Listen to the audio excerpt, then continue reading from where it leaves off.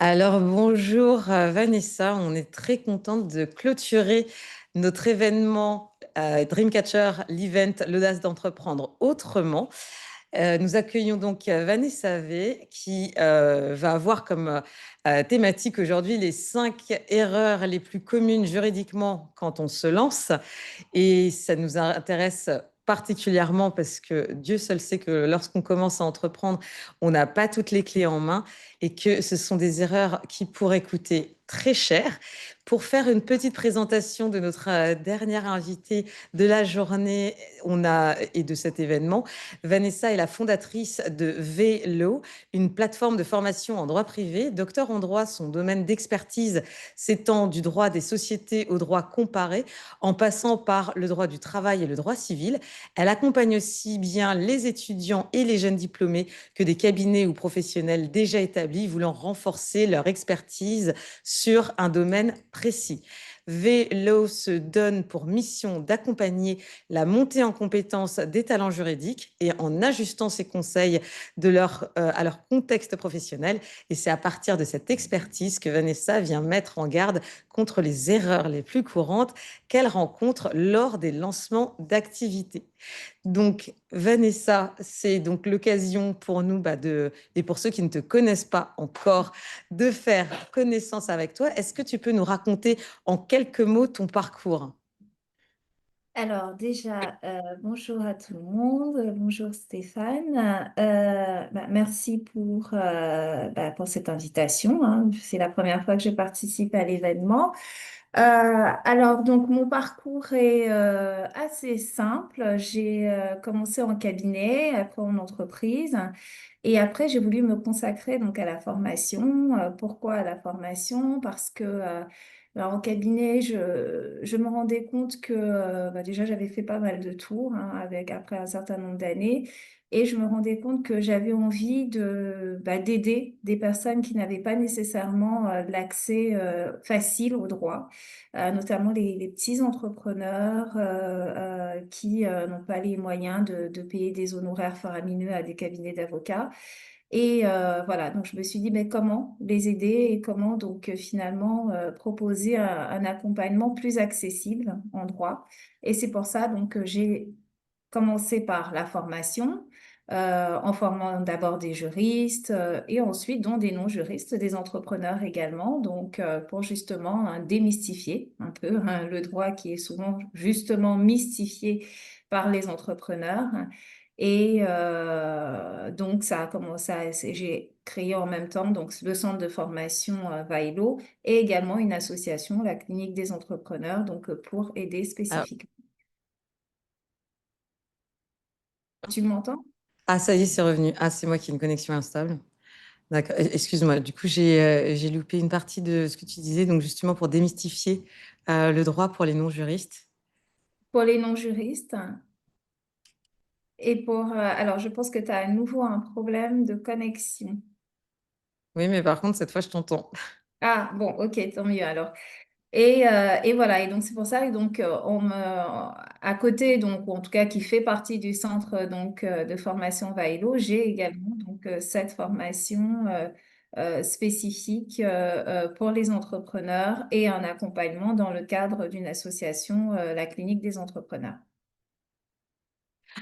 Alors, j'espère qu'il n'y a que moi qui ai eu ma petite coupure, ma petite coupure Zoom. Et dans le cadre de justement de ce parcours à vouloir rendre le droit plus accessible aux entrepreneurs, quelles sont Mhm. les 5 erreurs juridiques les plus communes que tu vois lorsque l'on entreprend? Alors, la première, c'est ce que je vois régulièrement, c'est je choisis la même forme juridique que mon copain, mon voisin, mon ancien collègue. J'en ai entendu parler.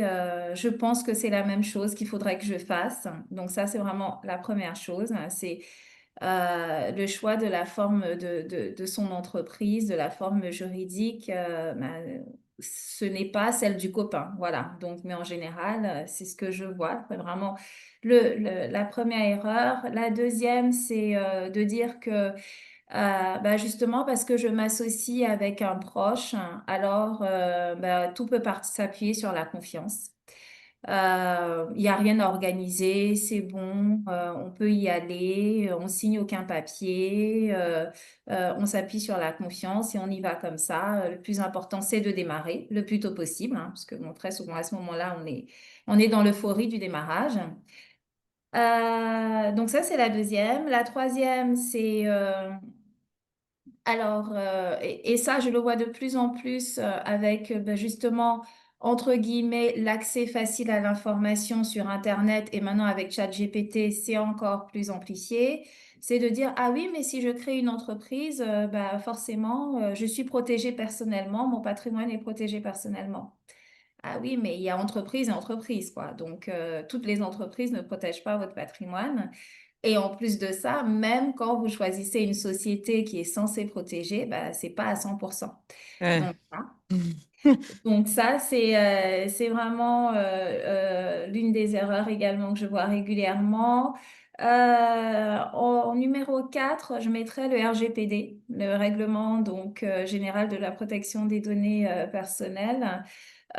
Beaucoup de petites entreprises considèrent que ça concerne que les grosses et de se dire, mais moi, j'ai très peu de clients, j'ai pas besoin de protéger les données du peu de clients que j'ai, hein. Je suis pas une grosse entreprise, un grand groupe. Ben non, malheureusement, ça concerne tout le monde, hein, voilà. Et en dernier, je le mets en dernier, mais parce que c'est finalement la plus courante c'est je choisis le nom de mon entreprise comme je veux. Alors là, soit c'est mon propre patronyme, soit c'est un nom que j'aime bien, et je ne vérifie pas s'il a déjà été protégé, si, il est déjà utilisé, s'il est libre d'utilisation. Donc, je prends vraiment le nom sans vérifier au préalable que ça pourrait pas ensuite créer des soucis et que je reçoive une méchante lettre me disant, mais non, ce nom est protégé.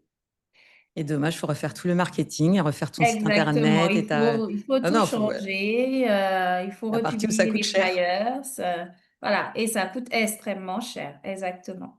Non, Donc non, mais voilà, je pense que c'est en effet.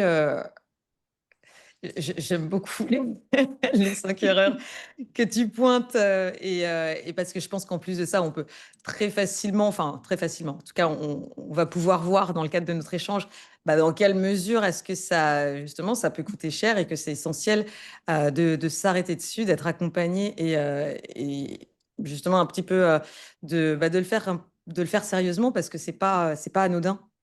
exactement. Donc ça, c'est vraiment important. Euh, Est-ce que là, déjà, sur ces 5 erreurs les plus fréquentes que tu viens de citer, notamment, donc là, par exemple, je vais faire la même chose que mon copain, ou non, mais lui, il a fait ça, je vais monter la même structure, donc je vais faire pareil. Euh, Ouais. Est-ce que tout ce que tu vois, du coup, l'ensemble de ce que tu es en train de partager, c'est tellement, tellement vrai. Mm. Que du coup, par exemple, tu vois, la première chose qui me vient à l'esprit, c'est du coup, tu as commencé, tu as monté ta structure et des fois, tu te dis, je vais le faire tout seul. Donc, tu as été enregistré, Ouais. etc. Et tu te rends compte que, ah bah mince, c'était une société enfin, genre, je lance une auto-entreprise et 2 secondes après, je me rends compte que non, en fait, on est trois, on veut s'associer Ouais. et Et il faut, et il et faut voilà, recommencer. et il faut recommencer, tout à Donc, fait. est-ce que justement pour les 5 exemples, les 5 erreurs que tu nous as données, tu peux nous dire dans l'explication comment ça peut coûter à l'entrepreneur? Alors, le choix de la forme juridique, déjà, si on reprend celle du copain, déjà, on n'a pas nécessairement le même projet que le copain. Donc voilà, sachant que je dis toujours qu'on choisit en fonction de son projet, mais en fonction de son profil d'entrepreneur également. Il faut se connaître, hein. C'est-à-dire que vous choisissez pas une société qui va vous demander des heures en termes administratifs parce que elle est très lourde à manier. Il y a beaucoup de formalités administratives à mettre en œuvre. Si vous avez la phobie des formalités administratives ou des papiers, c'est peut-être pas la peine de choisir une société tout de suite. Aller sur une micro-entreprise, par exemple. Et donc, ces erreurs-là, ça coûte au niveau donc financier, notamment fiscal, parce que finalement, on va se retrouver à avoir un régime fiscal qui finalement ne correspond pas nécessairement donc à notre activité. Bah, ça va coûter également au niveau social parce qu'on peut se retrouver, par exemple, vous choisissez une SARL alors que bah, vous êtes dans une situation où vous voulez pas vous rémunérer tout de suite. En tant que, parce que vous vous dites, bah, le projet, j'ai calibré sur 5 ans, j'ai prévu de me rémunérer dans 4 ans. Ça sert à rien de créer une société où vous êtes obligé de payer des cotisations sociales tout de suite, que vous vous rémunérez ou pas. Donc, Bien sûr. ça a une incidence financière directe au niveau fiscal, au niveau social, au niveau du paiement donc des cotisations sociales. Ça a également donc bien sûr une incidence sur l'association. C'est si vous êtes tout seul ou si vous ne l'êtes pas.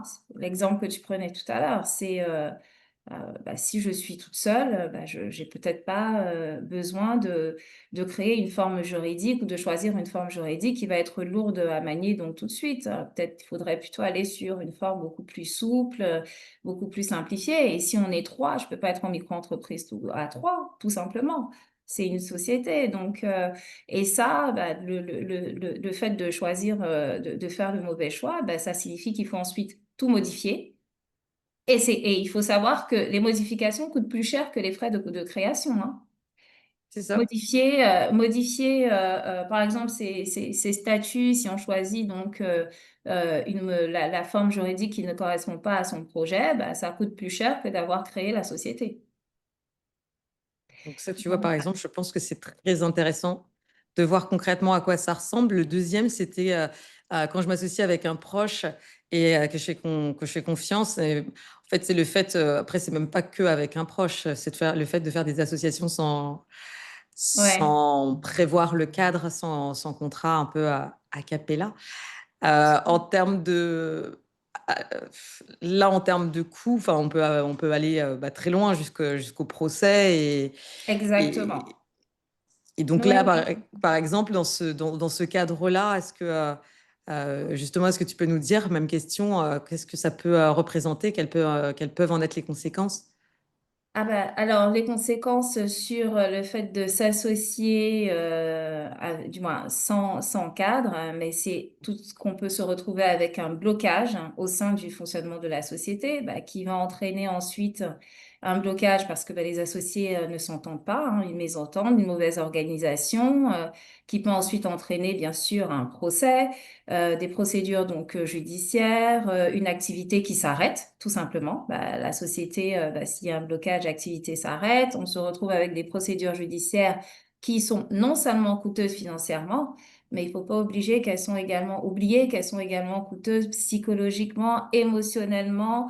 On se retrouve, on part d'une belle idée à se retrouver à décortiquer cette idée devant un juge, quoi. Donc, c'est peut-être pas la meilleure chose à faire. Donc, en effet, il vaut mieux structurer les choses, encadrer donc les choses.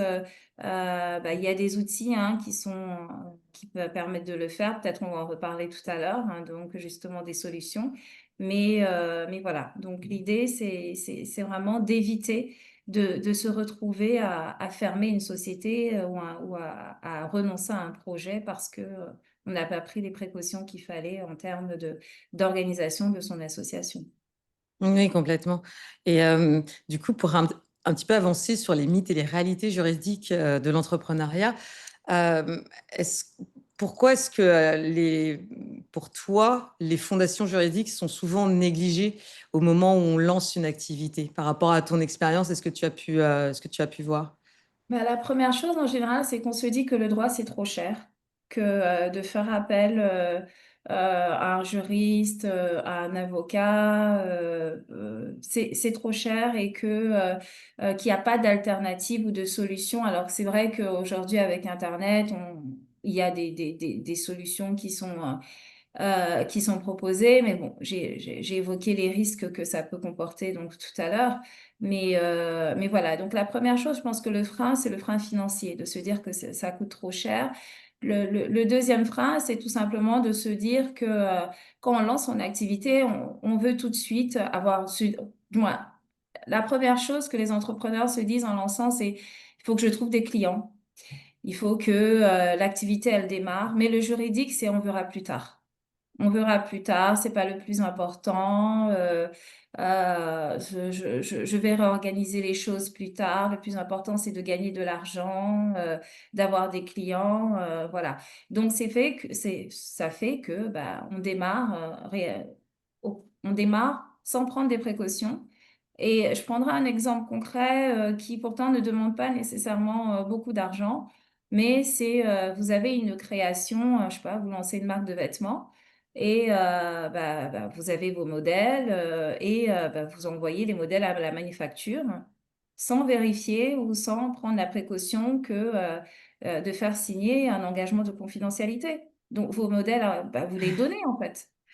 C'est open bar, ouais. Ben voilà, vous les donnez, vos modèles. Si vous ne prenez pas cette petite protection de vous dire que cette petite, c'est du droit finalement, ça. C'est de se dire, bah, vous n'envoyez pas tout votre projet à n'importe qui sans prendre la précaution de lui demander de respecter un minimum de confidentialité sur votre projet. Et ça, après, vous êtes pas à l'abri d'une personne qui copie exactement ce que vous vouliez faire. Du coup, pour toi, ce serait quoi en termes de fondation, parce qu'on parle de fondation juridique solide, on parlait des erreurs vraiment à éviter. Quels sont les piliers à ne pas négliger dès le départ?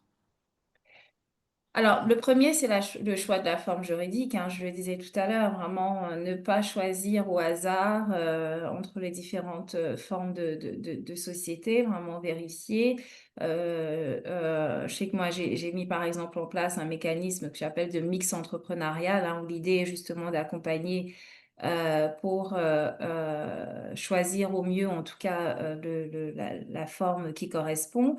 Le deuxième qui est lié au fait, on disait tout à l'heure, on ne s'associe pas juste sur la base de la confiance, hein. Il faut quand même structurer les choses. C'est de mettre en place un pacte d'associés, un pacte d'actionnaires. C'est qui permet d'organiser, d'anticiper, parce que souvent les gens ont une vision à court-termiste, à court terme. Pourtant, une société, si vous voulez qu'elle dure, il faut réfléchir à long terme également. Donc, l'association, elle ne se fait pas seulement aujourd'hui, elle se prévoit également et se planifie pour demain. Et le pacte d'associés fait partie donc des outils qui permettent également donc de planifier cela. Euh, sur le nom de la société, il faut faire des vérifications, hein. Il faut vérifier, il faut protéger. Avant de le choisir, il faut vérifier. Alors, pas seulement faire une simple vérification sur Internet en tapant le nom de la société, mais vraiment faire quand même une vérification un peu plus poussée. Aller sur le site de la base des l'INPI. marques de l'INPI, par Mm. exemple, et taper le nom, voir, hein, ça prend quelques secondes. Je peux parler du nom, mais le nom de domaine, c'est la même chose. Si vous pouvez pas, le nom de domaine doit également être vérifié. Et le protéger, si vous vous rendez compte qu'il est libre, il faut le protéger parce que sinon vous n'êtes pas à l'abri en effet qu'une personne utilise le même nom dans la même activité et que vous vous retrouviez finalement avec un concurrent qui utilise exactement le même nom que vous et exactement dans la même activité, le même Oui, secteur en termes de d'activité. compétition, ça peut être un peu gênant. Tout à fait. De communication encore pire. C'est ça. Donc, non, mais je pense que c'est des exemples assez concrets où justement ce qu'on est en train de, quand on se dit non, mais c'est pas grave, je le ferai après, je le ferai plus tard, en fait, Ah oui. il y a certains, et sur l'aspect aussi financier, en Mhm. réalité, c'est des petites choses qui, quand on les met en place au départ, en fait, nous simplifient la vie pour la suite. Et du coup, on est même plus serein. Je pense que c'est aussi important de le dire. On est plus serein dans notre Exactement. développement, dans la mise en place de l'activité. Ça n'empêchera pas de faire des erreurs. Ça n'empêchera pas potentiellement de se retrouver dans une situation peut-être Mm. conflictuelle ou autre, et auquel cas Bien sûr. on utilisera l'autre aspect du droit qui est plutôt la partie litigation. Mais justement, si on a prévu avant, ça cadre cet aspect-là et Exactement. ça facilite. Tout à Donc, fait. c'est pour ça que c'est important, comme on disait, d'avoir ces fondations-là qui vont Mm. solidifier ce rapport qu'on va avoir avec nos clients, avec nos partenaires. Avec, Euh, tout à fait. Donc, avec nos clients et donc justement, l'autre fondation, c'est toute la partie contrat et CGV. Les CGV, on copie pas, on va pas. Alors, je l'ai pas dit tout à l'heure, mais c'est vrai que c'est quelque chose que je vois régulièrement. C'est copier-coller les CGV chez le site, sur le site d'une personne qui fait la même chose que nous. Donc ça, on le voit tout le temps. Donc des CGV. Alors maintenant avec ChatGPT, on a des CGV d'une page ou alors des statuts même d'ailleurs aussi.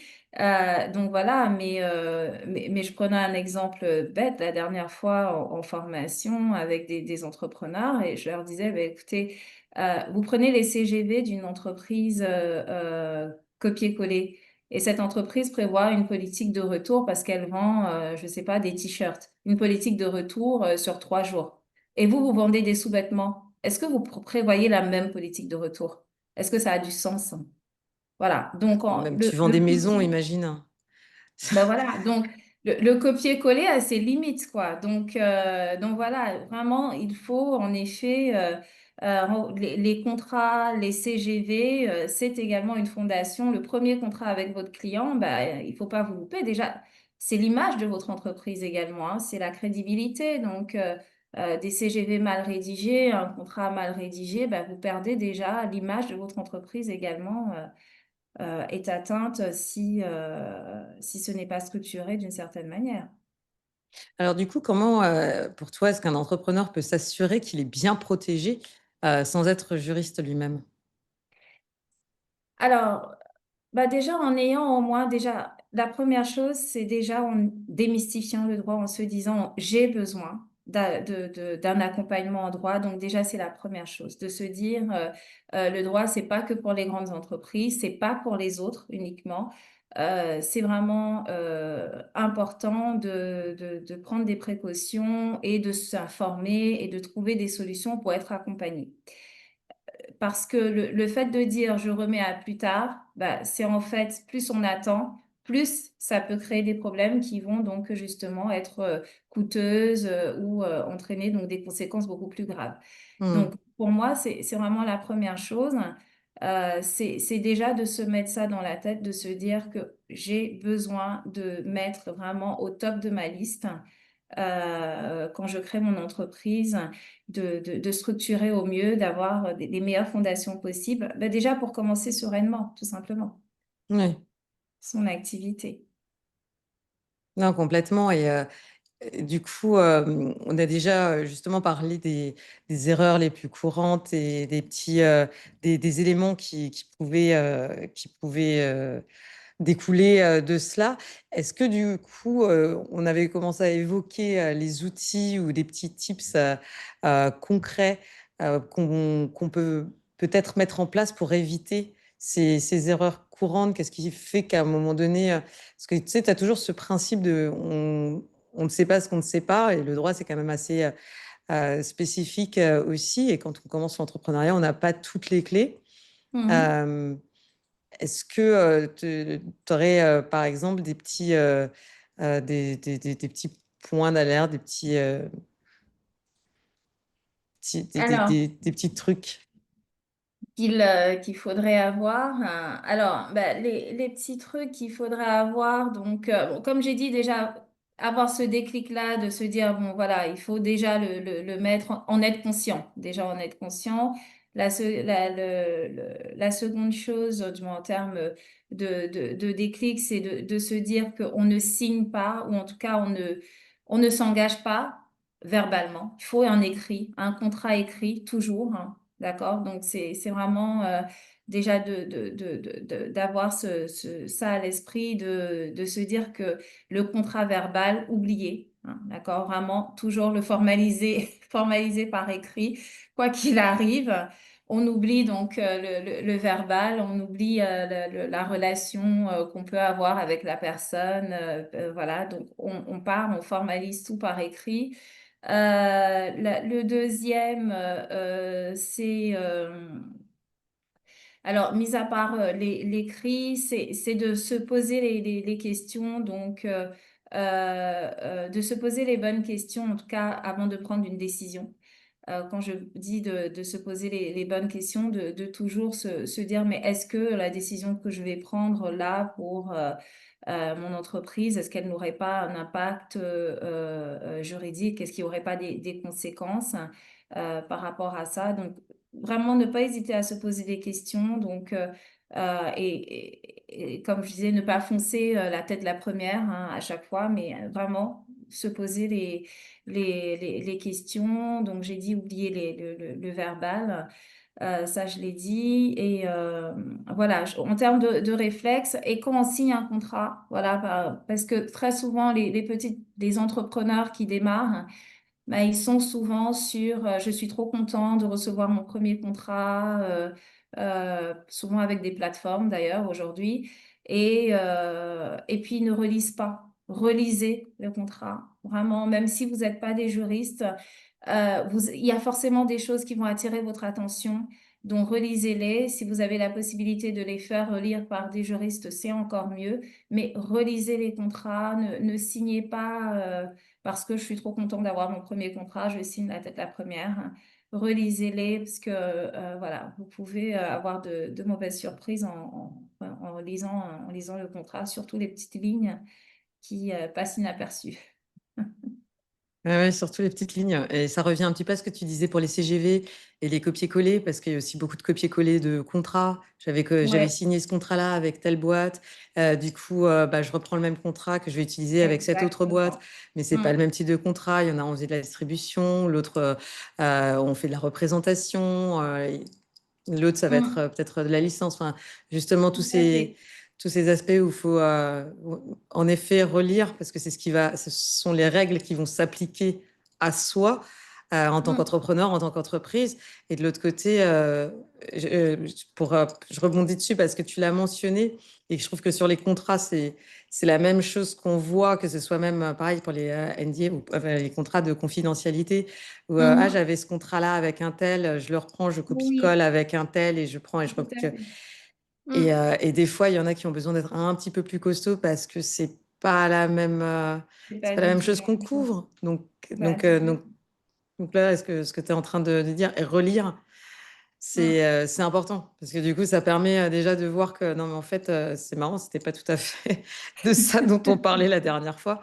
Tu vois, mm, donc c'est vraiment là, enfin, ce que tu étais en train de dire, je pense, prend vraiment sens et vraiment, c'est un vrai point d'alerte, mm. je trouve. Du coup, si tu devais déconstruire un seul mythe juridique aujourd'hui, lequel ce serait?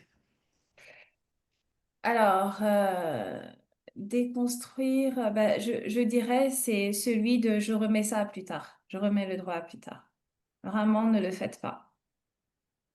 Vraiment, ne le faites pas. N'hésitez pas à poser des questions, à vous interroger, à relire un contrat. Même si on n'est pas juriste, je peux vous dire que le temps de relecture, rien que vous allez vous dire, mais c'est parce qu'on avait négocié il y a 2 jours avec ce client ou avec ce fournisseur. Donc, vraiment, ne vous dites pas que le droit, c'est à négliger. Au contraire, plus on néglige, plus on perd du temps. Et ce temps-là, on ne va pas le récupérer plus tard. Pas du tout. Au contraire, il va se transformer soit à un coût financier énorme, soit à une procédure judiciaire qui va nous prendre des années. C'est ça. Et on le récupère pas. Le Voilà. temps, Non, non, c'est on une ne le récupère des pas. denrées les plus précieuses. C'est clair. Et du coup, on arrive gentiment vers la fin de notre échange, Mhm. puisque on finit justement avec toi et que on va avoir notre gagnant. Antoine, prépare-toi, puisqu'il va nous faire la roue de la fortune pour trouver qui est le regagnant de notre cadeau aujourd'hui. Je vais te demander par rapport à toi, ton expérience et est-ce que l'entrepreneuriat et tes accompagnements aussi dans ce domaine t'ont appris ou t'ont enseigné, quelle serait est-ce que tu aurais une citation ou un mantra? Alors, j'en ai en fait deux. La première, c'est celle sur laquelle je me suis appuyée quand j'ai créé l'association La Clinique des entrepreneurs, justement, hein, pour aider les entrepreneurs. Et c'est une citation de Nelson Mandela qu'il a lors de son discours d'investiture en 1994, qui est de dire finalement qu'aucun de nous, en agissant seul, ne peut atteindre le succès. Et je pense que c'est très important de se dire que on a besoin de s'appuyer sur les autres, sur le juridique, sur le financier, sur les communicants, pour atteindre le succès. Donc ça, vraiment, c'est pour moi le socle. Donc dans l'entrepreneuriat, se dire que parce que souvent, les entrepreneurs sont très isolés.